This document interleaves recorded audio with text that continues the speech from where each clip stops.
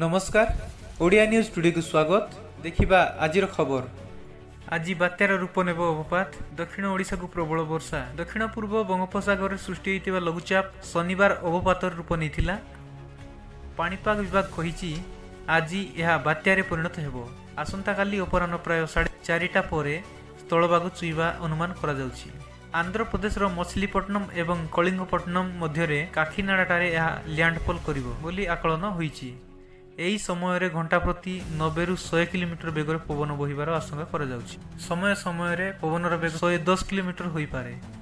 बात्या आंध्र प्रदेश उपकूल आड़कू जाउथिले मध्य एहार प्रभाव दक्षिण ओडिशा एवं उपकूल ओडिशा रे पड़िबो बोली अनुमान करा जाउछि। ओडिशार कोरापुट, मालकानगिरी, रायगड़ा, गजपति, नवरंगपुर, गंजाम, कंधमाल एवं कलाहांडी जिला को रेड जोन रे रखा जाइछि। Bureau report Odia news today.